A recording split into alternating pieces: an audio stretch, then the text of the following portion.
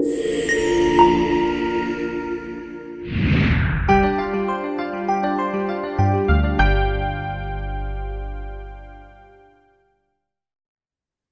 right, we are coming up on the hour.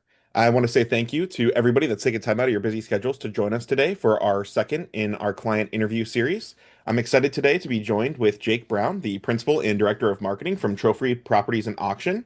As a little bit of background for Jake, he's been with Trophy for a little over 6 years, with over a decade of experience in filmmaking and creative marketing, with a bachelor's in arts, film, and digital media. Jake, thank you for taking time out of your schedule with us today. Yeah, thanks for having me. See, you did your LinkedIn research. Sure did. Sure did. And let me start by asking you a little bit of background. So, give me a little bit of your history and story and how you came to be at Trophy Properties. And so I grew up here in St. Louis, Missouri, which is where we're headquartered. Always been a passionate outdoorsman, worked on farms in the summers, and my family always had, small little getaway hunting properties. I ended up going to Baylor University down in Texas and kind of stumbled into the marketing and filmmaking world. So then after college, I worked as a cinematographer and director, worked on projects with ESPN and went to Ukraine and did some war documentaries and did some really cool stuff. And then COVID hit. And of course, that affected everybody. And that was kind of an opportunity to pivot. I was pretty burnt out of the filmmaking world anyway. So came back to St. Louis and found Trophy and was like, this is all the things I love to do. This is marketing, people, sales, the outdoors, storytelling. And I also realized media and marketing talents, you can make a lot more money in real estate with those talents than you can in the media and marketing world. So I got my license, I sold for 3 years, and then we were talking to companies about trying to grow, working with creative companies. And I was just looking at their scope of work and their costs. And I was like, we can do all this in house. I can do this. So came internal, took over as creative director, and then 2 years ago became director of marketing. And I'd say now I oversee most of the operations within the company and continue to sell just kind of in my own sphere of influence, but really focusing on the operations side. Awesome. No, thank you for that background. And tell us a little bit about Trophy itself. So, what makes Trophy unique, and how did they grow to become one of the biggest land brokerages in the Midwest? Yeah, so I mean, at the end of the day, we're a real estate brokerage. There's nothing really special about that, but our niche is land, hunting properties and agriculture, especially I'd say the recreational property, the hunting property. We're based here in St. Louis, and we kind of have a hub and spoke model to where we have about 85 agents across 4 states, but I'd say most of our clientele has some sort of tie to St. Louis. And then our big differentiator is our auction division. And so we are huge proponents of the auction as the solution to help buyers and sellers maximize the value of the property. And it allows us to get a lot more creative. And I'm sure we'll talk more about that. But no, I mean, at the end of the day, we started because we wanted a company that would give people the experience that we wanted, both agents, buyers, and sellers. And that's our goal is to help people. One of our sayings is land your legacy. A lot of our clients, the properties that we sell, it is their legacy, whether it's a multi-generational farm or a recreational getaway that they want to pass down to their kids, or where they make memories, or our own property. It's where I have a deep freeze in my garage. That's literally how I feed my family. So that's kind of our niche and what we focus on. Yeah, and so if you are aware of the story, I know you've been at Trophy for about 6 years. Obviously, the company's been around longer than that. Do you know what made Trophy decide to specialize in the land and auction vertical? Kind of what opportunities did they see that maybe your competition wasn't pursuing at the time? So, multiple reasons. There are founders. They were like agent 6 and 7 at Whitetail Properties. I'm not sure if y'all are familiar with them, but they're the biggest land brokerage in the country. And so they left Whitetail because Whitetail was early and in this stage, and basically there were some things that our founders wanted to do that Whitetail was like not really into. One of those things was auctions. We've been an auction company since we were founded, and we could kind of see where auctions were going. The other reason is honestly, don't like selling houses. It's a totally different process. And land, you can be there's it's way more creative, in my opinion. And then because everything is so different. I mean, and the other thing is that the process is, while it is different, every property is different. I find the process to be smoother. There's way less red tape when it comes to land contracts. But because of that, it allows you to be way more creative. So yeah, at the end of the day, we're outdoorsmen. We have a residential division. It's mostly for our agents that live in their rural communities. We're not really trying to compete with the residential agencies here in St. Louis, at least not right now, maybe someday with our auctions potentially. But yeah, I mean, that's at the end of the day, we're outdoorsmen and that's what we love to do. No, that's awesome. And you kind of touched on my next question, which is going to be obviously selling land is very different than selling houses. And you touched on a little bit, but can you pinpoint some of the biggest differentiators and how you would price, market, and sell a land listing compared to what your residential division may do? Yeah, so I'm sure a residential agent would say the same thing, but it's like you have to see the house and land, though. I mean, if you're talking the difference of a highway, I mean, it could be $20,000 an acre versus $3,000 an acre. And so, and people ask me all the time, like, well, what's land going for right now? It's like, well, what do you want? What county? Are we talking agricultural? Are we talking investment? Are we talking hunting property? And then within hunting property, do you want to kill deer? Do you want to kill ducks? Do you want pasture for cattle? I mean, so it's so contingent on what the property is capable of and what the buyer is wanting to achieve. And also the benefit of land is it is oftentimes it's a long-term investment for a lot of people. And so we're also trying to stay in ahead of growth. We're trying to, I mean, the data center stuff right now, we're heavily involved in helping companies find data center land potential. And so that's been the Wild West. That's been crazy. So I think at the end of the day, the difference is every property is so different and every buyer is so different. And I give some of my residential agent friends here in St. Louis a hard time because I referred a client to a friend and she was like, oh my gosh, that's 20 minutes away. And I was like, I was on the road for 7 hours this weekend showing three properties. So I mean, we're dealing with people that are looking for the perfect piece of property within 2 hours of St. Louis. And a lot of times it's fun because they'll be like, I want 200 acres and I want a place to build a house and build my own lake. And it's like, how cool. So you kind of become a land detective of like, okay, let's look at the geographical maps and the topographical maps and water and soils and what's possible, what's capable. And then you get to help these people build their legacy. No, that's awesome. That's really cool. And I hadn't thought about some of those specific differentiators, so thank you for sharing. And on the last topic of land, is there any specific trends that you guys are seeing as it relates to land ownership or rural real estate that maybe you haven't seen in the media? Obviously, I feel land is a little underserved of a market. So, being a Mhm. land specialist, is there any unique trends or things you're seeing? You kind of mentioned data centers, but anything else that's worth sharing? Yeah, I mentioned the data centers. I mean, most of the stuff you see in the news, it drives me nuts because as the director of marketing, it's like we'll post 10 acres for sale on the Ozark Mountains with no electric. And people are like, don't put a data center on it. I'm like, that's physically impossible. What are you even talking about? Or like, don't sell it to China. China owns 0.003% of the farmland in America. Canada owns 3%. No one talks about that. So there's all this stuff that like basically I'm saying turn off the news.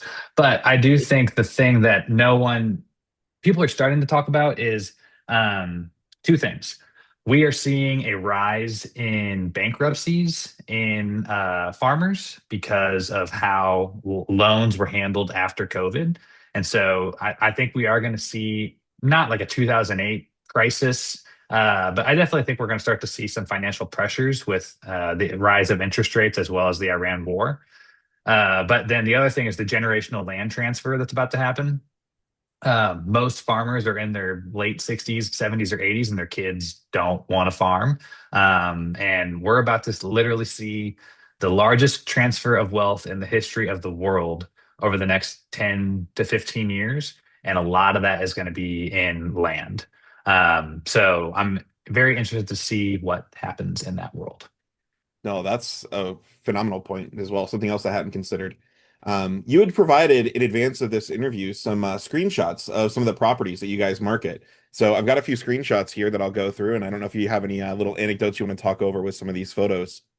hmm Yeah, so this is about an hour north of St. Louis. This is Pike, Lincoln County area. And this is what we sell, man. I mean, we do little properties too. Of course, it's like for an interview, I'm going to pull out the sexy stuff. But this is what we love to do. We love to, help people buy and sell these big, beautiful properties where they're going to make memories for multiple generations of their families. And so this is about a 500-acre property with a 50-acre lake on it, and a house. And that was a client that we kind of helped them pinpoint this property and create this over time. So that was a fun one. And then, yeah, the hills in the background, those are called the knobs of Eolia. That next photo is actually a good example of it. So Missouri is beautiful. I mean, we have some of the most diverse landscape, I would say, in the country. If you go north, we have some of the best tillable soils. If you go south, we have stuff like this, Ozark Mountains, springs, rolling hills. It's beautiful. So I am obviously biased, but this is the kind of stuff we sell, and it's a lot of fun to do it. And then obviously hunting is a big part of what we do. The other benefit of the type of properties that we sell is there are income opportunities. So a lot of times someone will buy a property and they want to hunt it and own it, and then we'll help them connect with a farmer. And so the farmer will put in the corn and they'll do a crop share agreement. And then that little thing there in the middle, that's a deer blind. So they can hunt it and enjoy the property. And there's all these tax benefits to having it be income producing agricultural ground. It allows you to do 1031 exchanges. It allows you to do structured installment sales. It allows you to do all these deferred tax stuff. So that's the other thing that's fun, and allows us to get really creative with the stuff that we do. So I was going to ask, is that a key part of your messaging when you're working with buyer sellers, is giving them this piece of advice about how to use these extra little insights you've got to get tax breaks and things like that on the land? I think it's more so it's like we have the connections to help you do that stuff. I'm not an attorney, I'm not a CPA. I know enough to kind of get you where you need to go. But yeah, it's crazy. Structured installment sales are kind of a new popular thing. And there's all of these regulations of like, well, you can only do it up to $5 million to defer your taxes unless it's farmland. Then there's no cap. So there's all these things that benefit investing in land in the tax code. So I know enough to help someone get excited, and then I'm like, and now you're going to go talk to the attorney because I need to stop talking. I know the exact feeling. I do the same thing on the tech side. I know enough to get you Yeah, where you need to be, and then I'll hand you off to a technical rep that'll get you the stay in rest your of the way. lane. Stay in your lane. Yeah. Exactly right. And kind of speaking of that, that's going to pivot us out of land and more so to the auction side of things. So, you guys market that you're the number one auction brokerage in the state of Missouri, and so I've got a handful of questions as it relates to the auction side of thing. I'd be curious to dig into. So, first of all, as you mentioned at the beginning of this call, auctions is one of your biggest differentiators. Can you explain how the auction process works at Trophy and why it's been such an effective solution for you guys? Yeah, I'll try to keep it as brief as possible too. I could talk all day about it. I'm very passionate about the auction process. Um, we say that we can sell anything at auction. It really is more about the seller's situation. The auction is the ultimate creative solution to complicated problems. A typical listing, it's very much like, well, we do these steps and we're going to go to market. And when you think about it, traditional real estate is so backwards in the sense that a listing comes to market, it's marked as coming soon or whatever. Maybe you price it low to get people excited. It hits the market on Friday. There's 20 showings over the weekend. Then you get 15 offers. Everyone's blind. No one knows what's happening. You pick the best offer. Maybe there's some contingencies and then the deal falls through. Hopefully not, but that's what could happen. And at the end of the day, everyone is tired and frustrated, and all the other buyers are mad at the listing agent because of how it was handled. With an auction, the seller is fully in control. The seller fully sets the terms. Every bidder has to operate on the terms that the seller sets and agrees to. Marketing begins on this date for 30 days. There's due diligence periods. We provide inspections. We provide title work. We provide everything, surveys, everything that someone needs to evaluate the property, and they can do additional due diligence. On day 30, the auction ends. The auction process is 100% online, fully transparent. And if someone is outbid, they know exactly how much it takes for them to go higher and be the winning bidder. And then when the auction ends, it generates a no contingencies cash contract. We close in 30 days, sold as is. And so when I explain that process to people, they're like, why isn't everything sold that way? That makes so much more sense. Um, and then the benefit more in land is we're dealing a lot of times with big properties. The buyer pool for 1,000 acres is only, it's this big. We'll come Right. in and we'll survey off the property and turn it into 15 different tracts of land. We'll have some home sites, maybe some timber investment, some tillable agriculture, a hunting tract, and we're gonna make everybody fight over it, essentially. And we had one in February that it was appraised for 3.5 million, and this property right here. And we created 12 tracts of land, and the final sale price was 5.7 million with a no contingencies cash contract with seven different buyers. So they can combine multiple tracts and create their dream property. Someone can buy all of it, but they just have to be the high bidder on every single tract. And so when the auction is ending, if someone bids on any of the tracks within the last 5 minutes, it adds another 5 minutes on every single tract. So they all end at the same time and it goes until people stop bidding. And at the end of the day, I think it's the most transparent, most competitive, most beneficial for the seller, and the best way to maximize value for your seller. And so properties that are really unique or really large or very desirable, those are the types of properties that we get really excited because we can take it to auction probably. And like I said, though, it's more so about the seller situation. If there's a death or a divorce or a dispute, or there's multiple heirs, or I just want to be done with it, or the property needs work. I don't want to do any fixing up, no inspections. It's like, yeah, here's the solution. And we always say if someone is a serious seller, it's the best way to sell. I don't like to take a listing that's way overpriced and just have it sit there forever. The other benefit as an agent, like the timeline. It's like we're going to market this day, the auction ends this day, everyone's getting paid on this day. All of the marketing is paid for by the seller. It all has the agent's name on it. And then at the end of the auction process, the agent on that deal gets every registered bidder to go into their CRM. So a lot of times we're generating 25 cash ready buyers every auction for the agent to work. So as you can tell, I think it's the best way to sell. It's awesome. Well, as you describe it, it certainly sounds a lot more effective than traditional real estate, which kind of leads me into my next question, which is for brokerages that have never considered doing auctions, which type of properties tend to perform best in that type of environment? And maybe what misconceptions do realtors or agents have about selling through an auction? I'll start with the second question. So, um, we're seeing more companies embrace auctions, especially in the land side of things. We're starting to do some residential stuff. St. Louis is pretty. What's funny is like real estate is so hyper local, as everybody knows. St. Louis really has kind of pushed away auctions, and we're trying to like educate the market. I have a friend who's with McCurdy Real Estate and Auctions, and they're in Wichita. They sell tons of homes via auctions, like nonstop. So I think the biggest thing is like the people like, I don't want to give away my property. It's like, well, you don't. You're fully in control of the process. You can accept or reject the contract. We're just doing it to like bring you what we think is the highest and best and cleanest offer you can get. If you're an agent and you're interested in auctions, we do broker participation. So we will pay buyer's agents for you to bring your buyer. A lot of times we're paying a higher amount than a typical buyer agency agreement will, and you don't have to do anything because inspections are done, title work is done, due diligence is done, register your buyer and get paid. And then if you also refer a seller to us, like, well, we want you to stay involved. Like, we're not trying to take clients. It's like we have this service to help you expand your business. And then when the auction is over, we will give you all of the registered bidders. Go work the buyers. So, and then the other thing I mentioned it briefly, but like when we do an auction, we're putting forth a proposal of, this is the timeline. It's going to be $5,000 marketing fee and this amount survey fee to be able to go to market. All of that marketing is a straight pass through and it has the agent's name and phone number on it and a QR code to their website through Delta. And now it has a trackable CRM and all of that stuff. And when's the last time you spent $5,000 on a listing to market yourself?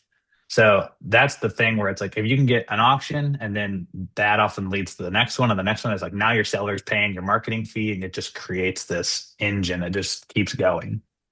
Awesome. Awesome. And my last question on the auctions is really just an open-ended question for you. Obviously, you're passionate about it. So, is there any other general broad comments or statements you'd like to make as it relates to auctions that the audience may take as a takeaway from today? Um, I mean, I think people need to get out of that mindset of like auctions are for distressed properties. How are classic cars sold? How is art sold? How are things that you can't put a price on? These things that rich people buy. It's like it's via auction because that's the only way you can find the true market value of something. An appraisal is one person's opinion of value. An auction at the end of the day is a lot of times we're getting 40 registered bidders that are all qualified cash bidders. And we do a marketing report, and on average, our auctions generate 13 million impressions, and we got this many cash buyers. And it's like, that's what your property's worth. Um, so I think people need to think about, real estate is competitive, as we know. Like there's more agents and less listings than ever before. How can you differentiate yourself? How can you add toolkits to help your buyers and sellers? And that's how we look at the auction process. Is it is a way to differentiate ourselves. It is a way to help people with their complex problems. So we're not just another real estate brokerage. It's really helped us tap into the estate planning world. Most of my clients in St. Louis are financial advisors or estate planners, and I'm helping them help their clients. When grandpa passed away, now we have 1,000 acres. What do we do? We now are able to leverage ourselves more as like advisors than real estate agents. And so I think that's another differentiator. A lot of times I won't say I'm a real estate agent. I'll be like, we help people turn their properties into cash when there's an estate planning issue or something like that. And people are like, oh, tell me more. That's different. Yeah. So you always trying to differentiate yourself, and auctions is one of those things that really helps us. Yeah, and I know I said that was the last question on auctions, but I thought of two more. So these are going to be questions you weren't prepped for in advance. But my first question is, what percentage, roughly ballpark, are of auctions are you doing that are strictly land auctions versus residential auctions? That's a good question. We're starting to do more residential. And then the other thing, we do this quarterly bundle to where, if you just have this lot, like I've got this 3 acre lot down at Lake of the Ozarks and I just want to get rid of it, or this old commercial building, we can put it all in one big bundle auction. And the seller only has to pay $895. There's no commission. We charge a buyer's premium, which that's a whole different conversation we can get into if you want. But from the seller side, they only have to pay $895. And so that is an interesting thing of like helping people get rid of stuff as fast as possible. So we're starting to see more like residential and commercial stuff there. I would say 80%, 80 to 90% though is land. I mean, Hmm. that's our nation, what we're known for. But we want to start doing more stuff because not everybody owns a recreational property, but most people own a house. Hmm. So that's kind of why we're trying to expand our offering to people.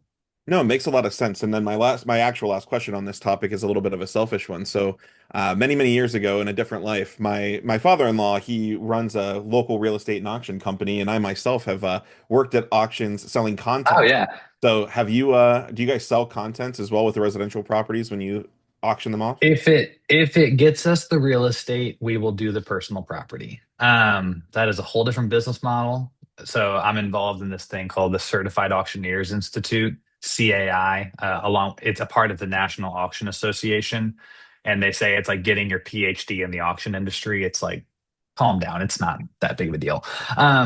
But the joke there is like, yeah, I'm in precious metals. I sell pots and pans. That's like the person that does personal property. And I mean, you can work your butt off and not make a lot of money, but we will do it in the sense of if we get the chance to sell the real estate and it helps the family like liquidate the estate, we will do it. But we're not going to do like each individual item is something you can bid on. It's like we're gonna be Hmm. like you're bidding on this entire room, everything in the room, you're Yep. buying it, or everything in the barn, you're buying it. We also do, we only do online auctions. Hmm. We do not do bid calling. We don't do live auctions. And I mean, I respect it. It's an art. I think it's cool that people can talk fast and stuff, but we have people buy stuff from literally all over the world and they won't even see the property in person and they're still bidding on it. So, I think that a good auctioneer in person, like for a charity auction, all about it. But when it comes or like cattle auction, livestock, stuff like that, but I think with real estate and there's investors all over the world that want to buy what we're selling. I think we're doing a disservice to our client if we're trying to be local and bid calling on a microphone. No, it makes total sense. That's a great segue into the next topic, which is getting more in the weeds on the marketing that you're doing to drive that interest from those people worldwide. So, clearly, marketing has played a huge role in Trophy's recent success. So, as the director of marketing, where are you investing your time and budget today, and what marketing channels are delivering the best return for you guys? Yeah, so that really is like what differentiates us from I think from a residential brokerage is we're across 4 states, and a lot of times like as I mentioned before, so I live here in St. Louis. When my wife and I were looking for a house, we're looking within just a couple miles. When people are looking for recreational property, they're looking for within probably about a 200-mile radius, unless they're like, I want to be next to grandpa, and therefore, we're looking for a specific thing. Um, we are firm believers in one, you got to be digital native. But I do think that we are seeing a turn back towards like personal sphere of influence marketing. I'm all about, get involved with your local community, build relationships that way. But we do lean heavily on social targeted ads, e-blasts. We have about 35 to 40,000 subscribers in our e-blast. We have about 35,000 followers on Facebook, about the same on TikTok. We've leaned in hard on the lifestyle marketing side of things. So we do a podcast. We have cooking videos, like wild game cooking videos. And so those are really, we do tutorial like master classes of like 9-time world champion duck caller. He'll do an hour long video training you on how to blow a duck call. Stuff like that. So we do local conventions. We go to estate planning symposiums. We try to be everywhere, but we try to find the right eyeballs. I mean, you can go broke marketing. So we're in the St. Louis Business Journal, the Kansas City Business Journal. We're trying to make sure where our high dollar spends are a high quality target audience. So most of the people that are buying our properties, it's a secondary property. It is a want, it is not a need. It's a fun place, so they're probably going to be cash buyers. So we need high net worth individuals. Those people are probably business owners. They probably read the St. Louis Business Journal. So we're the only real estate firm that can do land advertising in the Business Journal. We've negotiated that, and it's amazing. Like anytime I go into an office, it's like open the Business Journal. It's like, oh yeah, here it is. It's right here. We're those guys. We do a ton of social media videos. I mean, we do a lot. Well, you brought up fun, and you also brought up local community involvement, and that kind of reminds me of one of the very first conversations we had together as you were exploring Delta as a website provider. I remember you showing us a webpage that you had built for Deerfest, which is a Hmm. little local event that you guys put on, and I've got some screenshots that I want to share of Deerfest. So give me just a second. I'm going to reshare my screen here. And why don't you talk a little bit about this event that you guys put on locally and the success and traction you've seen with Deerfest? Yeah, so Deerfest, basically what it is, and this like, if you're not a hunter, I know this probably sounds like the craziest thing in the world. In the olden days, there was a check-in station where you would have to, if you shot a deer, you would have to go to the gas station or something that was the local check-in station in your community, and they would have to check in your deer. And basically, that's how the conservation department knows how many deer are being killed and keeps everybody legal. And so with that though, like you would just hang out. You would hang out all day and like drink coffee, drink beer, chat with the neighbors. That's how it was like a community thing. And you would get to see the deer that were killed and it was a lot of fun. Well, now everything's gone to an app, which is great. Like it is way more convenient to be able to do it all via the app, but we lost that community feel. So we brought back essentially we say we bring back the check-in station to our local community. And so this is an event we've been doing for a few years. And we have competitions, whoever killed the biggest deer, the biggest buck, the biggest doe. We do youth competitions. We give away prizes. The local community and the businesses, they donate prizes. So we give away, chainsaws and all the stuff that a hog and processing. And I know it probably sounds crazy to all these residential folks that are listening to, but it has, all of the proceeds get donated back to the local FFA. And it is Future Farmers of America. And it is amazing how every year about 500 to 600 people show up. They're all landowners and they're all wearing trophy properties and auction hats. I mean, we hand them out like crazy, and everybody in this area knows us, and it's worked out very well. It gives back to the community, and it's a lot of fun. So yeah, it's great.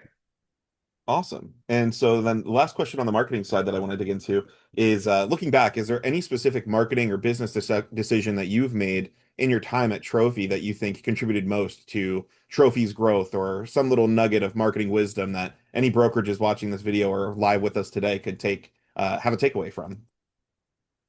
Um, that's a good question. I think one thing that we recently had to pivot on is, I think as a lot of brokerages grow, you have to change how you are doing your marketing in a way that benefits both the brand and the agents. And sometimes that's a difficult balance to have. So, I'm sure like a lot of the brokerages here, like we were posting every phase of the sales cycle of every property we had. But I mean, we do about 900 traditional listings and 100 auctions a year. We have 85 agents across 4 states. It got to the point where Facebook was like, your spam. It was like suppressing us. So we've really had to change how we operate and like lean in heavier on evergreen content, lifestyle content. And we've seen huge results in that. I mean, there actually was a report from the NAR, I think last year, to where it's like the agencies that are performing best on social media, 90% of their content has nothing to do with active listings. It's all educational, informational, entertainment. Um, so we've leaned in hard on that, and we've really seen a pivot. But then I think the other thing with that is training the agents to treat it as their business, trying to give them the tools and the education to, I don't want us to have to do marketing for every single agent. It's like I want them to build their following in their community. I think it might be a little bit different because we are so spread out. It's like we want that team to like own that community. And so we're trying to get out of the way a little bit and support them. Got it. Thank you for sharing. And kind of pivoting a little from marketing into the technology side now. One of the comments you made earlier in this interview was that Trophy is a digital first kind of brokerage. And so, what role has technology played in helping your agent market these properties and serve their clients more effectively? Oh, it's been huge. I mean, we a big part of digital maps, video content, photo content. I mean, you really are trying to, especially with auctions, like you're really trying to help someone feel confident in making an offer without maybe even having to go look at the property.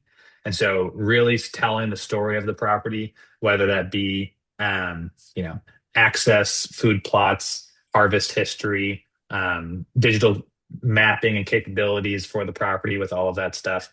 Um, We've been really leaning into AI this year. Automation has been absolutely huge for us. We hired her as a graphic designer, but she really has shown she has a talent for creating AI automation for scalable opportunities.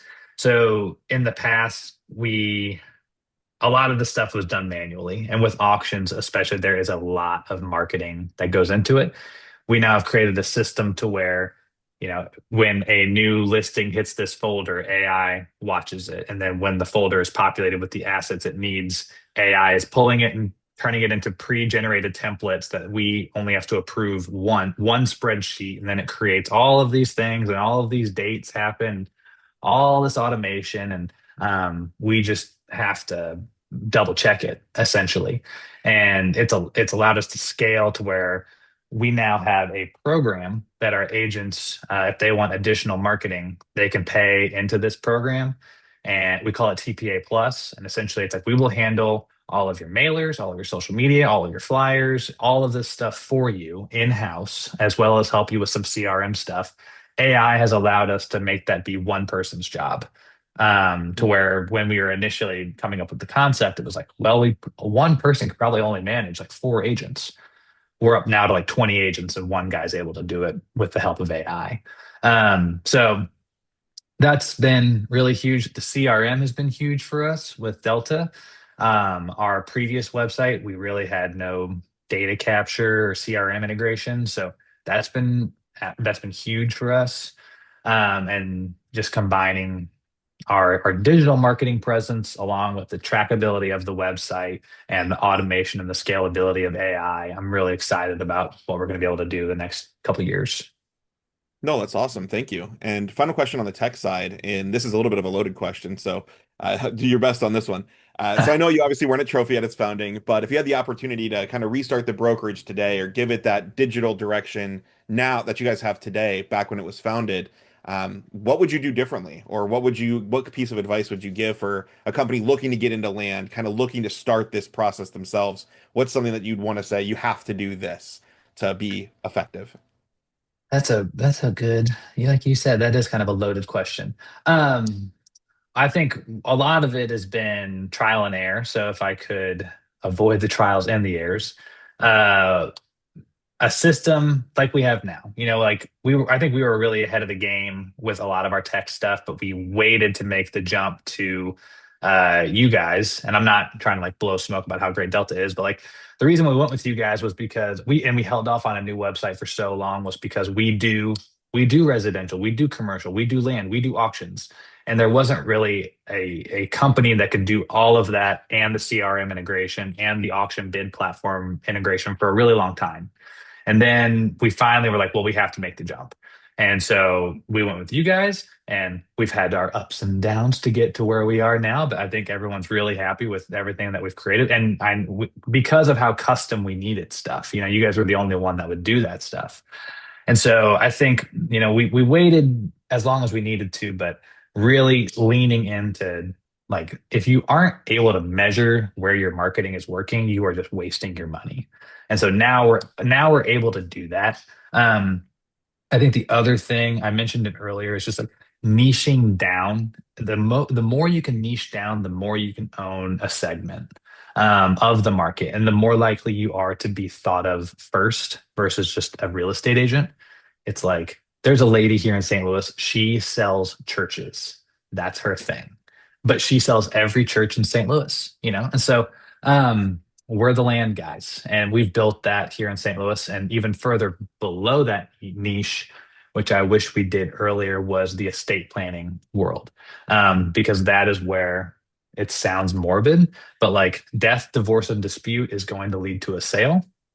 And the best people to sell for, especially with an auction, are dead people because the kids just want the money. I mean, that sounds terrible, but it's true. Yep. And so Yep. once we found that niche, it was like, holy cow, this is an opportunity. And we've seen our company explode because of it. And so I think thinking through that process, not so much like I'm a real estate agent, more so like what is the problem that only I can solve?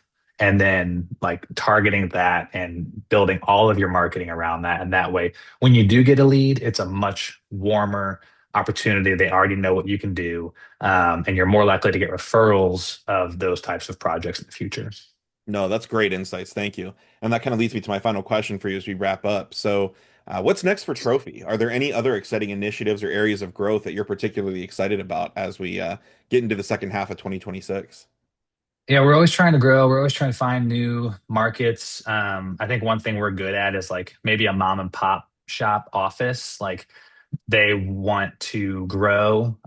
We have the national marketing and the growth capabilities to come in and help them. So that's what we're trying to do. But we're not a franchise model. At the end of the day, it's like we don't want a bunch of franchises. You don't have to pay royalties. So we're trying to grow with that, with partners that we really want to like. You have this local community expertise. We have the national reach. Let's join forces and take over this area. Another thing that we're trying to do right now, but it's proving a little difficult, is trying to have a little bit more vertical integration of the sales cycle. So we're looking at creating an appraisal division. As I mentioned, the estate planning side of things, what do trusts need a lot? They need a appraisal to update the valuation for the trust. And so we're looking to start an appraisal division to be able to do that. And then, down the road, then that hopefully can lead to the sale. But turns out there's only 80 certified general appraisers with a agricultural background in the state of Missouri. So if you know of anybody, please reach out and let me know. So that is something we want to do and focus more on those relationships with the state planners and attorneys because that's where we find the best sales come from. No, that makes a lot of sense. Thank you for sharing. And that's going to lead us into kind of the end of today's webinar. So I have a few things that I just want to share. So we do have a website contest. Jake, your agents are more than welcome to apply for this as well.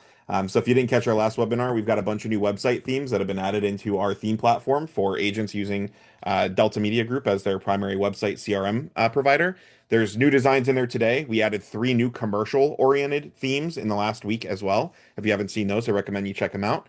You can take any of the agents that are using our websites and send an email to sales@deltagroup.com with the subject line website contest and just a link to that agent's website, and they'll be entered into a free promo that we're running. Where on our next webinar, we're going to announce some winners, and each of those winners is going to be featured on our website, on our socials, and also receive some free advertising credits to drive some more eyeballs to their listings. So definitely look at your agent's websites. If you find some good looking ones, feel free to send them off to us. And our next webinar in this series is going to be an interview with our CEO, Michael Meinard. So please register to join on August 6th at 2 p.m. Eastern. I'll be doing a deep dive into kind of Mike's thoughts on the industry as a whole, AI, Delta's approach to AI, and how we're integrating it into our platforms. And you'll be able to register for that in the email that I send that'll contain this video recording of today's meeting. And then finally, if you're not a Delta Media Group customer already, please feel free to reach out to us again at sales@deltagroup.com. We've got some offers for some discounts on onboarding with new website designs that are in our 2026 catalog. And if you're an existing customer, we also have some redesign promotions that are in place as well for those of you that are looking to have Delta do some hyperlocal content, some blog creation, on-site SEO optimizations, and of course, we have a great referral program in place as well. So, Jake, thank you for your time and all the insights you shared on today's interview. I very much appreciate it. And thank you to everybody that joined us live. This was recorded, and I'll be sending the copy out here in just a few hours once the video is done processing. So, thank you, everybody. And until next time, have a great afternoon.